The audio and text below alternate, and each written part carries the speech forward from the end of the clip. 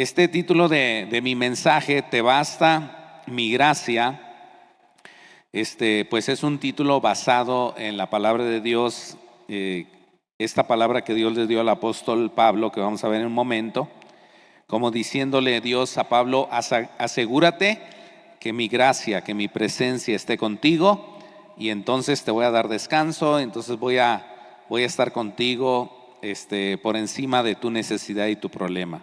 Eso nos recuerda también lo que Dios le dijo a Moisés. Si se recuerdan que Moisés, Dios le había dicho: ¿sabes qué? Mira, ya estoy cansado del pueblo, no están obedeciendo, voy a mandar por ahí pues mi ángel que les eche la mano, pero yo no voy. Y recordamos en Éxodo 33:15 que le dice Dios a Moisés, le dice Moisés a Dios. Entonces Moisés dijo: si tú mismo no vienes con nosotros, no nos hagas salir de este lugar. Si tú no estás con nosotros, Dios, si tú no nos llevas de la mano, si no tenemos tu gracia para caminar esta vida, pues no vale la pena vivir. O sea, sin Cristo no la hacemos. Y también recordamos esta palabra en 1 Corintios 15:10, donde el apóstol está reconociendo y está diciendo: lo que puedo llegar a hacer en la vida, lo hago, pero bajo la gracia de Dios. Soy lo que soy por la gracia de Dios. Dice 1 Corintios 15:10, sin embargo, lo que ahora soy, todo se debe a que Dios derramó su favor especial sobre mí. Esta versión me encanta, 1 Corintios 15:10, porque dice: sin embargo, lo que ahora soy, todo se debe a que Dios derramó su favor especial sobre mí. Dios derramó su favor especial. ¿Sobre quién? Sobre mí. Y no sin resultados, es decir, eso trae resultados. Pues he trabajado mucho más que cualquiera de los otros apóstoles, pero no fui yo, sino Dios quien obraba a través de mí por su gracia. Fíjate, este versículo resume todo. Dice el apóstol Pablo: yo tengo muchas cosas de qué gloriarme, pero las dejo a un lado y reconozco que lo que soy es por la gracia de Dios. Y si algo puedo hacer bien, es porque Dios me ha dado su favor, y bajo su gracia puedo hacer las cosas. Entonces repetimos, el apóstol Pablo más o menos dice lo siguiente: todo se debe a que Dios derramó su gracia, su favor especial inmerecido sobre mí, y no soy yo, sino Dios en mí. Ahora, esta palabra es para que nosotros sepamos que todos queremos de alguna manera sentirnos bien y caerle bien a los demás. Nos gusta que si llegamos a un lugar, pues nos traten bien. Que si hablamos o llegamos a la casa o en el trabajo, que nos sintamos bienvenidos. Que la gente diga: ¡ay, ya llegaste, qué bueno, pásale! ¿Sí? En vez de que nos hagan una cara fea.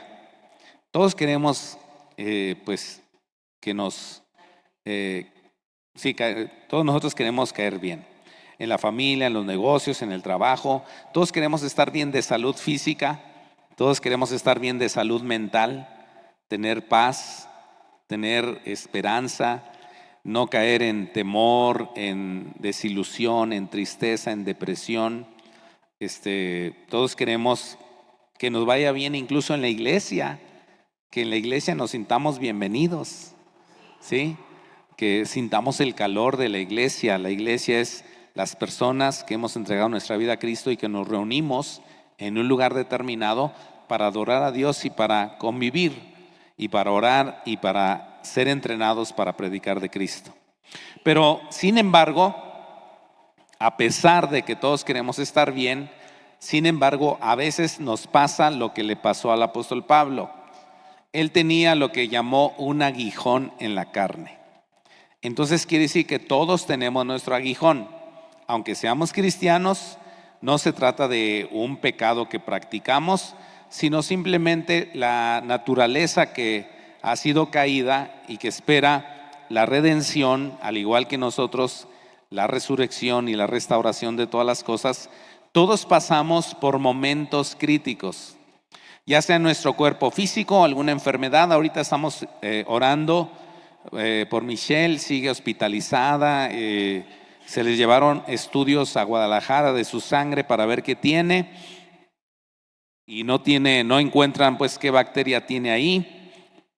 Hemos estado orando por personas. Crisali, por ejemplo, pues ya salió del hospital, está en recuperación, estaba sangrando mucho y teniendo muchos problemas. Todos pasamos momentos económicos a veces difíciles, todos pasamos momentos donde a veces las cosas no van bien en la familia, ¿sí? Con alguna persona, miembro de casa o alguien cercano. Y entonces eso podría ser parte de lo que llama el apóstol Pablo el aguijón. Todos tenemos un aguijón. Pero sin embargo, lo que quiero recalcar es que el apóstol Pablo, a pesar de ese aguijón que tiene, él dice que le pide a Dios y le dice, pues quítame esta enfermedad, quítame esto que tengo. Y el Señor le dice, mira, vamos haciendo un lado a esa enfermedad. Quiero que sepas que estoy contigo y que si estoy contigo y mi gracia está contigo, que con eso te baste. En otras palabras, tengo un problema, tengo una necesidad, tengo una enfermedad, pero a pesar de eso, si tengo la gracia de Dios, con esa gracia de Dios voy a salir adelante por encima de mi enfermedad o problema. ¿Me estás entendiendo? ¿Sí? Bueno, entonces vamos a leer 2 Corintios 12. Dice en la NTV: mi jactancia no servirá de nada, sin embargo debo seguir adelante. A mi pesar contaré acerca de visiones y revelaciones que provienen del Señor. Hace 14 años, dice el apóstol Pablo, fui llevado hasta el tercer cielo. Si fue en mi cuerpo o fuera de mi cuerpo, no lo sé, solo Dios lo sabe. Es cierto, solo Dios sabe si estaba yo en mi cuerpo o fuera del cuerpo, pero sí sé que fui llevado al paraíso y oí cosas tan increíbles que no pueden expresarse con palabras, cosas que a ningún humano se le permite contar. De esa experiencia vale la pena jactarse, pero no voy a hacerlo. Solamente me jactaré de mis debilidades. Si quisiera jactarme, no sería ningún mérito al hacerlo, porque estaría diciendo la verdad, pero no lo haré, porque no quiero que nadie me atribuya méritos más allá de lo que pueda verse en mi vida u oírse en mi mensaje. Aun cuando he recibido de Dios revelaciones tan maravillosas. Así que para impedir que me volviera orgulloso se me dio una espina en mi carne, dice la 60, un aguijón en mi carne, un mensajero de Satanás para atormentarme e impedirme que me volviera orgulloso. En 3 ocasiones distintas le supliqué al Señor que me lo quitara. Cada vez Él me dijo: mi gracia es todo lo que necesitas. Que te baste mi gracia. Mi gracia es todo lo que necesitas. Mi poder actúa mejor en la debilidad. Mi poder actúa mejor cuando eres débil. ¿Por qué? Porque cuando somos fuertes decimos yo lo hice y te quieres echar a ti el mérito. Pero cuando está uno bien tronado y todo y de repente viene la gracia de Dios y dices, ay, no fui yo, fue Dios en mí. Bueno, es por eso que me deleito en mis debilidades y en los insultos, en privaciones, persecuciones y dificultades que sufro por Cristo, pues cuando soy débil, entonces soy fuerte. Cuando estás en un balneario, hay allí unas personas que le llaman los salvavidas. Esas personas están regularmente en una torre o una parte un poco más alta de lo normal, de 2 metros, pues obviamente para que puedan ver todo el panorama. Los salvavidas están ahí con su rueda ahí, salvavidas, y están, se supone, atentos a todo lo que acontece durante el tiempo que les toca estar, para cuidar a los que están nadando. Ellos tienen entrenamiento para saber si una persona empieza a tener cierto tipo de problema en el agua, que empiece a estresarse, que se sienta que se hunde, que empiece incluso a ahogarse. Entonces supongamos que tú estás ahí y tu familiar que no sabe nadar bien, se le ocurrió meterse a la alberca y cayó en la parte profunda de 3 o 4 metros y no sabe mantenerse a flote. ¿Qué es lo que pasa? Pues hay personas que pueden estar en la orillita o se alcanzan a poner los pies en el agua, se sienten a gusto y de repente se avientan un chapuzón, pero saben que si pisan y se levantan salen del agua.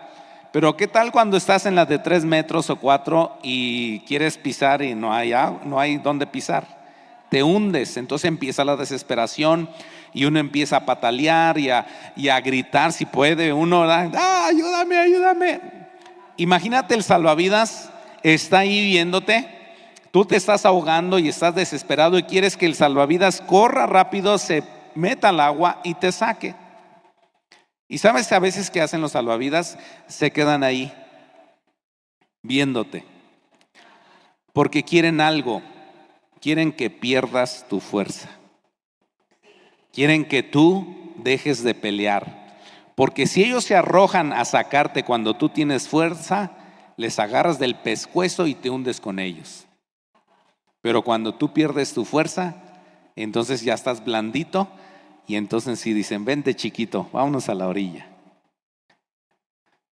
A mí se me figura que el apóstol Pablo, al igual que todos nosotros, llegamos a tener momentos donde nosotros queremos ser los meros sabor ranchero del asunto y queremos vernos bien y es que tú lo hiciste, es que tu inteligencia, tu capacidad, tu habilidad, y que nosotros nos inflemos, sí, soy yo soy yo.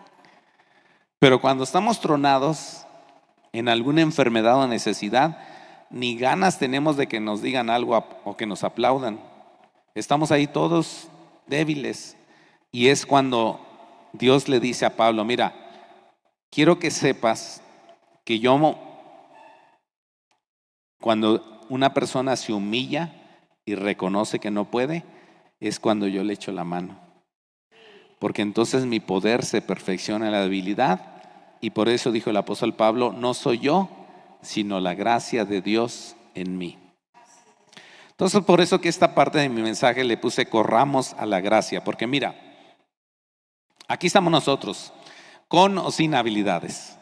Pero cuando entendemos que Dios nos da su gracia y corremos a Él, recibimos de Él su gracia y ahora podemos vivir nosotros en la gracia de Dios y a la vez esa gracia fluye para los que están a nuestro alrededor, especialmente los de nuestra casa y después los vecinos, gente que ya está más lejana, porque al final de cuentas lo que Dios quiere es que esa gracia fluya a nuestro entorno. Por eso dice 2 Corintios 12, 9 y 10, repitiendo en la NBI ahora, pero Él me dijo, te basta con mi gracia. Por eso es el título de mi mensaje. Te basta con mi gracia, pues mi poder se perfecciona en la debilidad. Por lo tanto, gustosamente presumiré más bien de mis debilidades para que permanezca sobre mí el poder de Cristo. Por eso me regocijo en debilidades, insultos, privaciones, persecuciones, dificultades que sufro por Cristo, porque cuando soy débil, entonces soy fuerte. Bueno, entonces lo primero es correr a la gracia de Dios. Para correr a la gracia de Dios no necesito primero purificarme, lavarme, limpiarme, cambiar para correr a Dios para que Él me reciba. No, yo corro en la condición que estoy a Él. Si estoy sucio, si soy pecador, si lo que sea. Lo que Dios quiere es que completamente en la condición que estemos, corremos a Él. Por eso dice Hebreos 4:16, así que acerquémonos con toda confianza al trono de la gracia de nuestro Dios. Corramos, acerquémonos con mucha confianza al trono de la gracia de Dios. ¿Por qué? Allí recibiremos su misericordia. Ahí recibiremos la salvación, el perdón de nuestros pecados. Ahí recibiremos un verdadero arrepentimiento que transforma nuestra vida. Allí recibiremos sanidad, libertad, llenura del Espíritu Santo. Ahí recibiremos su misericordia, ¿sí? Y encontraremos la gracia, ¿sí? Ahí vamos, encontramos la gracia que nos ayudará cuando más lo necesitamos. Y te quiero decir una cosa, si tú eres honesto, donde más necesitamos la gracia es donde más estamos. Y uno de los lugares donde más estamos es en la casa y en el trabajo. Ahí es donde la gracia de Dios tiene que fluir. Yo quiero ser una persona totalmente honesta y sincera con Dios. No soy perfecto como el apóstol Pablo, que tenía un aguijón. No se trata de practicar un pecado, pero debilidades que tenemos. Y dice Dios, corre a la gracia, recibe gracia para que vivas en esa gracia y des esa gracia, y esa gracia fluya en tu hogar, que nuestro hogar debe de ser un hogar donde la gracia de Dios debe estar, porque está en mí, está en mi esposa, en este caso que es cristiana, está en mis hijos que son cristianos, pero imperfectos, que esa gracia fluya entre nosotros para poder vivir correctamente. Como papá, yo necesito ser un buen padre. Como esposo, aquí está mi esposa, yo necesito ser un buen esposo para ella. Necesito de mucha gracia de Dios para saberme relacionar con ella, con mis hijos, porque somos imperfectos, somos totalmente diferentes, somos a veces opuestos. Ella dice blanco y yo digo negro. ¿No les pasa?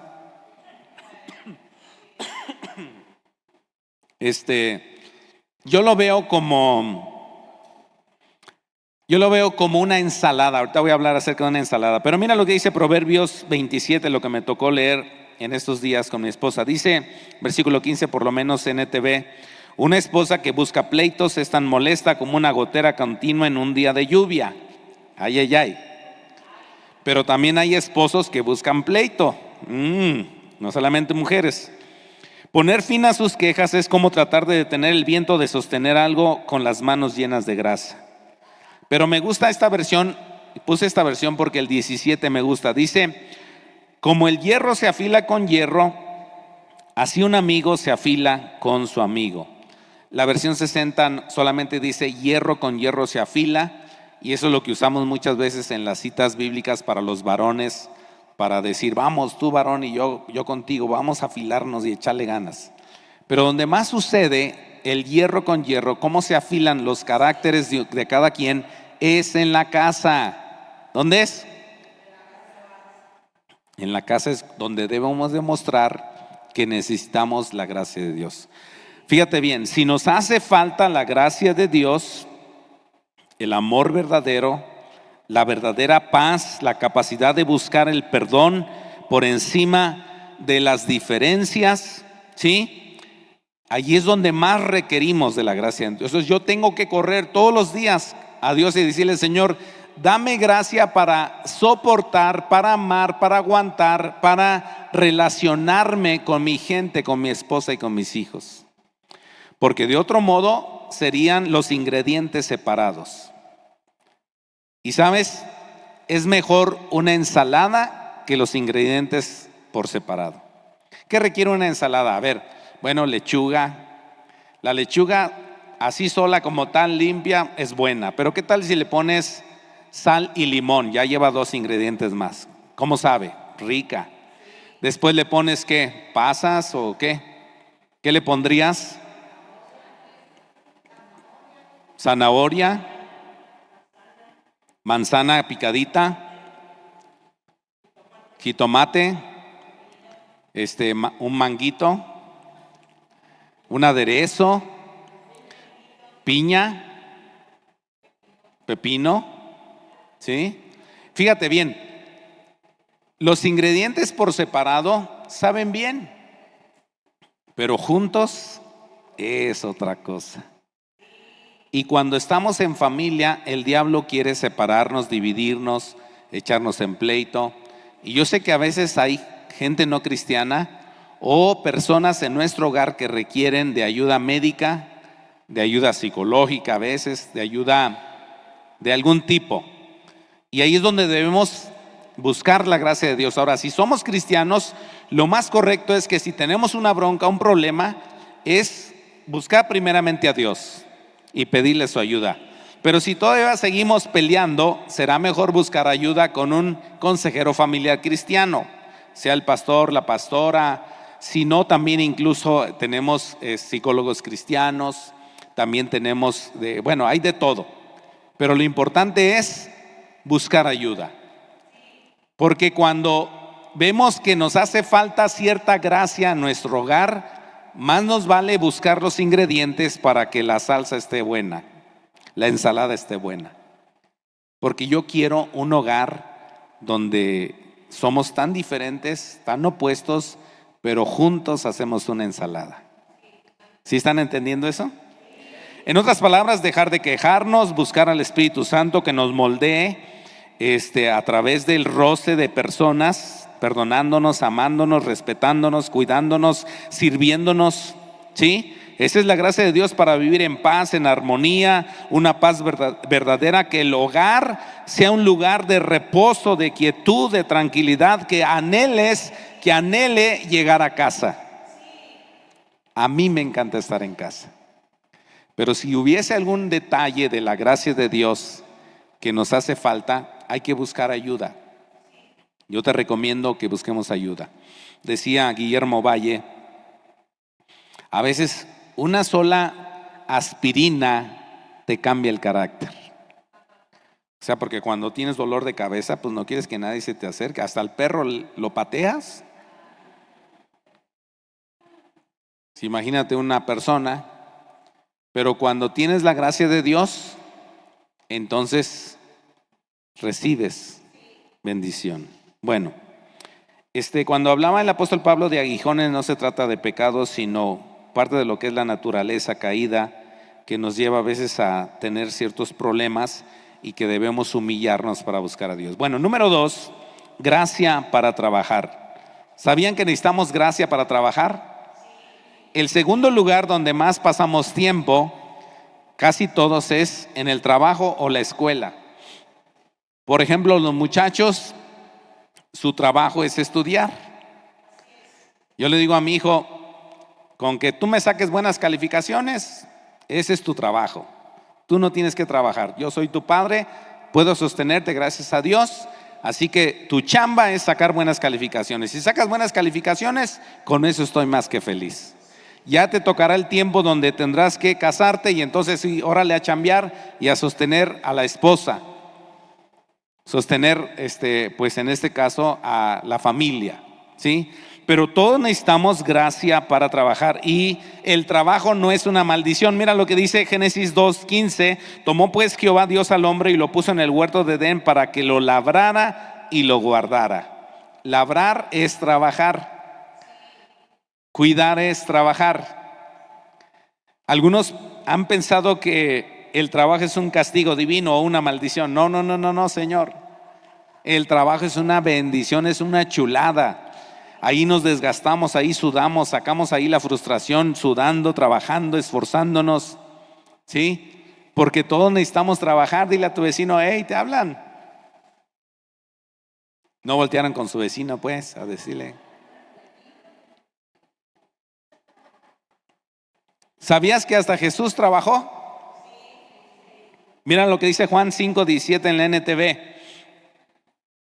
Pero Jesús respondió: mi Padre siempre trabaja. ¿Quién es el Padre? Dios. Y yo también. Jesús está diciendo, mi Padre trabaja, yo también trabajo. ¿Sí? Jesús, en lo que conocemos de la Biblia acerca de Jesús, hay una etapa donde no marca qué hizo en su infancia, excepto cuando fue al templo y estuvo enseñando a los doctores de la ley. Pero a partir de ahí no sabemos nada de él hasta que tenía 30 años, cuando fue a bautizarse. Pero por la historia de los judíos, su cultura y su forma de criar a los niños, sabemos que a los 12 años los presentaban al templo y hacían una ceremonia de que ya eran hombres. Y para ese tiempo ya debían saber un oficio. Y para ese tiempo ya debían saber casi muchas partes del Antiguo Testamento que llamamos el Pentateuco, los 5 primeros libros de la Biblia. Entonces, Jesús, mientras estaba joven, estaba estudiando y yo supongo que también estaba trabajando porque sabemos de alguna manera en la Biblia lo que hacía quien fue o fungió como su papá durante ese tiempo, José, ¿sí? Y yo me imagino que ya Jesús, por el hecho de que fue a la cruz, murió, y antes de morir, en ese transcurso de los golpes y maltratos, 39 latigazos, cargando un madero hasta ir a la cruz, agonizando literalmente, para tener esa capacidad física tenía que ser un hombre fuerte. Jesús no era un debilucho, como luego lo pintan, era un hombre fornido, porque en ese tiempo no había taladros, no había cortadoras, no había nada de eso. Si realmente él trabajaba en la carpintería, pues tenía que ser fuerte.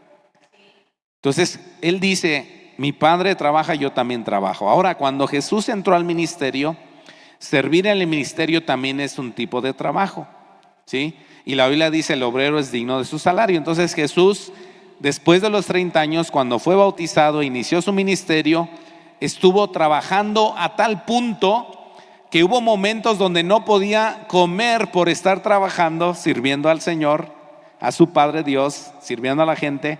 Tampoco tenía chance incluso ni siquiera de pasar duelos. Mira lo que dice Marcos 6, 30 al 34. Después de que supieron que Juan Bautista fue decapitado, que era primo de Jesús, dice en Marcos 6, 30, los apóstoles se reunieron con Jesús, le contaron todo lo que había hecho y enseñado, todo lo que había hecho y enseñado, y como no tenía tiempo ni para comer, pues era tanta la gente que iba y venía, Jesús dijo, vengan conmigo ustedes solos a un lugar tranquilo y descansen un poco. Así que se fueron solos en la barca a un lugar solitario. Pero muchos que los vieron salir, los reconocieron y desde todos los poblados corrieron por tierra hasta allá y llegaron antes que ellos. Cuando Jesús desembarcó y vio tanta gente, tuvo compasión de ellos porque eran como ovejas sin pastor, así que comenzó a enseñarles muchas cosas. Entonces, trabajar es una bendición, pero para trabajar necesitamos de la gracia de Dios. Necesitamos el favor de Dios para tener carisma. Les decía a mi esposa hace 8 días a los de la tarde, creo que fue el ejemplo que dio, que pues fuimos con Rick Hillis a un lugar a pedir un café temprano para salir de viaje, y la señora pues estaba ya enfadada de la noche que le tocó velar.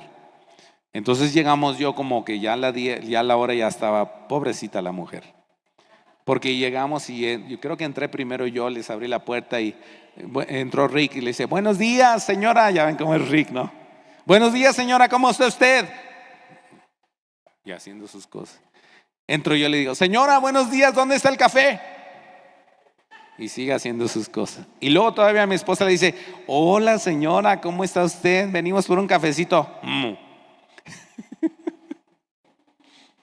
Pero ¿sabes cómo se siente cuando llegas a un lugar donde a lo mejor hay un empleado de mostrador y tú llegas a lo mejor hasta agüitado, desanimado, no traes suficiente dinero y llegas, oiga, tiene tal cosa, y la gente te dice, sí, ¿cómo le va a usted? ¿Cómo está? Y hasta te anima, ¿no? Dijo uno, me gusta ir a esta tienda. Oye, pero es más caro ahí. Dices que me atienden como rey, allá pues casi me dan las cosas de golpe. Pero allá es más barato. Sí, pero yo prefiero que me traten bien. ¿Cómo eres en tu trabajo? ¿Vas una milla más o apenas si cumplimos? ¿Trabajamos para Dios o para el hombre? Porque mira lo que dice Colosenses 3:17, todo lo que hagan, incluso trabajar yo creo, de palabra o de obra, háganlo en el nombre del Señor Jesús, dando gracias a Dios. Acuérdate, Grace, este mes de gracia, dando gracias a Dios. Mi esposa habló de eso hace 8 días, dando gracias a Dios el Padre por medio de Jesucristo. Entonces trabajar con gracia, creo que es muy saludable. En el hogar, vivir en el hogar con la gracia de Dios es lo más saludable que te puede pasar. Si estás pasando depresión, desánimo, tristeza, aún pensamientos de muerte, cosas así, hay que buscar ayuda. Hay que clamar a Dios, hay que buscar a Dios, hay que buscar consejo, ayuda para poder salir adelante. Dice, todos necesitamos trabajar y todos necesitamos de la gracia de Dios que nos habilita para ser buenos en lo que sabemos hacer.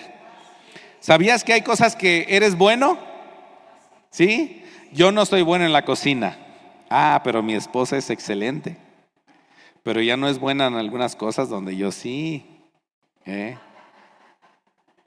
Pero el apóstol dijo, mira, no es eso, es Dios. Y yo corro a su gracia, de su gracia recibo y la muestro en mi casa y la muestro en mi trabajo. Por eso el número 3 es la gracia con la relación con los demás. Vivimos en este mundo y en este mundo tenemos personas a nuestro alrededor imperfectas igual que nosotros. Y debemos lidiar con ellas en todo momento, con su carácter, con su persona, con su habilidad o inhabilidad, ¿sí? Con su estilo de vida. Estos días que ha habido fiestas todas las noches, pues uno quisiera que tener aquí el botón de apágate y apagar todo e irnos a dormir. Pero hay que aguantar, ¿sí o no? Yo digo, pobrecitos los que viven junto a un salón de fiestas. Ay, Dios mío, que se pongan vidrios blindados, tapones en los oídos y no sé qué para poder descansar. Pero tenemos que vivir en esta vida con ese tipo de personas. Ahora, corro a la gracia y le digo, Señor, ayúdame a aguantar a este tipo en esa fiesta que se le ocurre darle hasta la 1 de la mañana. Ayúdame a aguantarlos. ¿Por qué? Porque si no me voy a amargar yo. Pues mejor recibo gracia y doy gracia. ¿Qué es dar gracia? Perdonar. Antes de leer rápidamente un testimonio, miren, hace 2 semanas nos llamó una de las pastoras de aquí de las iglesias que tenemos y se metieron a robar en la noche, se llevaron todo, los instrumentos, bocinas, consola, hasta un güiro, no con el que tocan, sino el que limpian el pasto. Todos se llevaron. Y me llamó llorando y me dijo, pastor, y ya me platicó. Y ya le escuché y le digo, mira, lo único que te puedo decir es, número 1, pues dale gracias a Dios de que se llevaron todo, porque Dios te va a dar todo nuevo. O sea, ya los aparatos estaban viejitos, hay que cambiar los nuevos y no había otra forma más que se los llevaran para que compres nuevos. Dios te va a dar y a ver cómo te podemos ayudar. Número 2, tienes que perdonar. Tienes que hacer una acción donde digo, Dios, yo perdono a estos tipos, no sé quiénes son, pero yo los perdono.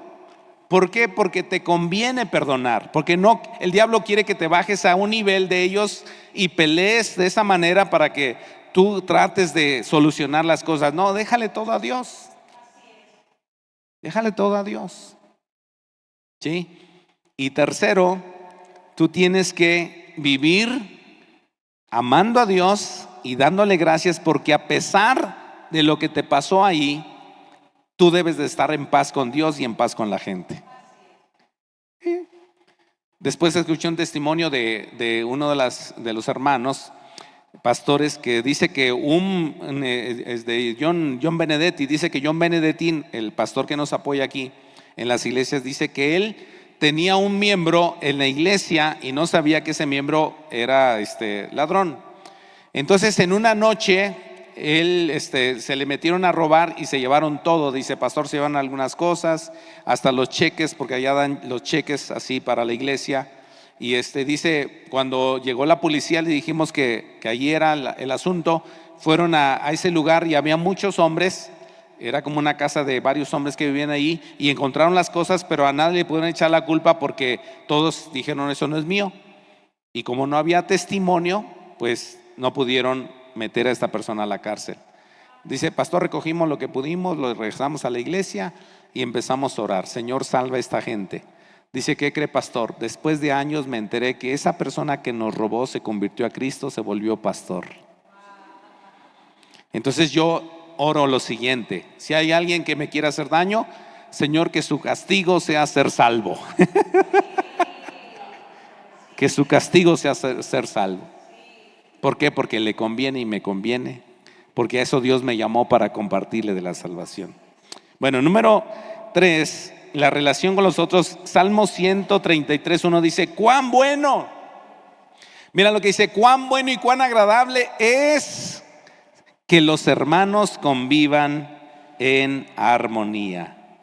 Y Juan 15, Jesús está diciendo, y este es mi mandamiento, que se amen los unos a los otros como yo los he amado. Nadie tiene amor más grande que el que da su vida por sus amigos. Ustedes son mis amigos si hacen lo que yo les mando.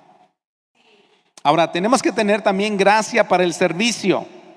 Nos hace falta mucha gracia para servir, tener un carácter, un corazón, un espíritu afable para servir. Dice 1 Samuel 12:24, está hablando Dios al pueblo, está diciendo a través de este profeta, pero los exhorto a temer al Señor, a servirle fielmente y de todo corazón, recordando los grandes beneficios que ha hecho en favor de ustedes. Fíjate lo que Dios te dice. Dios te llama para tener gracia de Dios, para servir temiendo a Dios fielmente, de todo corazón, sabiendo que Dios te ha bendecido. Lo que hacemos aquí en el servicio, hermanos, debe ser de gratitud. Ay, es que me puso se le ocurrió a la pastora ponerme ahí, pues ya ahí estamos, ¿no? Y luego tú, pues aquí, pues, aguantando. ¿Me dijeron? No, hermanos, de corazón, porque eso le agrada a Dios. Y aquí dice, les exhorto. Y por último, 1 Corintios 15:58 dice, por lo tanto, mis queridos hermanos, manténganse firmes e inconmovibles, progresando siempre en la obra del Señor, conscientes de que su trabajo en el Señor no es en vano. Eso me recordó los valores que tenemos en la iglesia: amar y servir con alegría. Con alegría. Y por último, hasta para morir debemos de pedir gracia. ¿Cómo ves? Sí, porque hay gente que muere, pero terriblemente. Sí, o sea, es una vida bastante complicada y difícil. Dice la escritura en Génesis 15:15, cuando Dios le dice a Abraham, le dice, tú tendrás una vejez tranquila y morirás en paz y serás sepultado junto con tus antepasados. Hay gente que muere con odio, venganza, no arreglando asuntos, y la familia está peleándose. Yo quiero morir en paz. Y aquí Dios le está diciendo a Abraham, te voy a dar todas estas cosas, y cuando te mueras, estés viejito, vas a morir en paz. Nos llamaron un día aquí a Santa Clara para orar por una persona que no podía morir. Ya la familia quería que se muriera. En serio, ya tenían el cajón. Todavía no se moría, ya tenía el cajón, las velas, ya estaban prendidas las velas.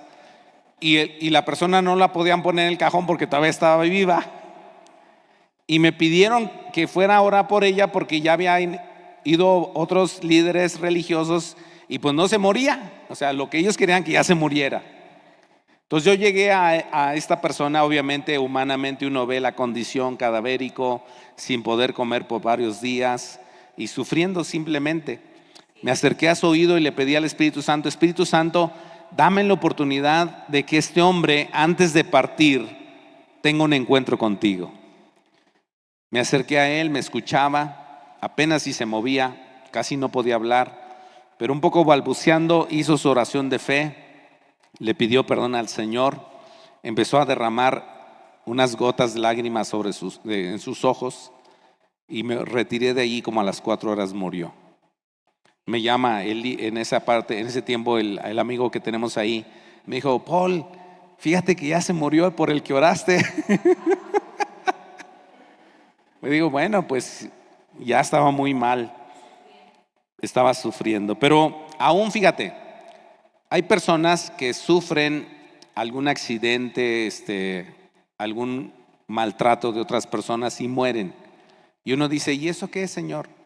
Te voy a presentar un hombre llamado Esteban en Hechos 7:69, que mientras le tiraban piedras, dice la Escritura, a Esteban, él oraba de esta manera: Señor Jesús, recíbeme en el cielo. Luego cayó de rodillas y gritó con toda su fuerza: Señor, no los castigues por este pecado que cometen conmigo. Y con estas palabras en sus labios murió. Así que, familia, ya sea para la familia, ya sea para el trabajo, ya sea para la vida, para el servicio, tenemos que correr a la gracia de Dios y decirle: yo hoy necesito que en mi casa esté la gracia de Dios. Y hoy necesito que en mi trabajo esté la gracia de Dios. Y tú y yo lo podemos recibir. Vamos a ponernos de pie, por favor, mientras leemos Isaías 25, 8 y 9 para terminar. Dice: Dios destruirá para siempre el poder de la muerte. Dios secará las lágrimas de todos y borrará la vergüenza de su pueblo en toda la tierra. Ese día se dirá: allí está nuestro Dios, en Él confiamos y nos salvó. Gritemos de alegría porque Dios nos ha salvado. Dios ha jurado que así será. ¿Sabes? Hay que correr a la gracia de Dios para vivir una vida de gracia. Yo le pido mucho a Dios. Yo quiero ser una persona de gracia. Yo quiero ser una persona amable, empezando con mi casa. Yo no quiero aquí en el púlpito decir una cosa y que en mi casa viva otra. Yo quiero ser recíproco, quiero ser honesto. Quiero que lo que diga aquí sea real. Y también eso en las relaciones que tenemos de trabajo y de servicio. La pregunta que yo te hago hoy es: ¿cómo estás tú en tu gracia? ¿Qué nivel de gracia tenemos? ¿Y qué tanta gracia nos hace falta para la vida? A lo mejor tienes una enfermedad y tú dices: Señor, pues no me va muy bien, pero quiero hacer lo que el apóstol Pablo. Te pido sanidad, pero si tú quieres que a pesar de esto yo siga fiel a ti, no importa esta enfermedad, yo quiero correr a tu gracia y siempre estar contento y feliz. En mi hogar, ¿cómo está tu hogar? ¿Hay algo que podamos hacer? Orar por ti, tomar una consejería, echarte la mano en algo. Estamos para servir. Somos imperfectos, hogares imperfectos, pero Dios quiere que tengamos su gracia para perdonar, para amarnos, para servirnos. Y yo quiero orar por ti. Incluso si tú quieres pasar, eres bienvenido, o ahí en tu lugar, pero quiero orar y pedir a Dios que su gracia sea suficiente en nosotros. ¿Quieres hacerlo? Vamos a orar. Padre Dios, yo pido que nos des la habilidad de correr hacia ti para pedir gracia.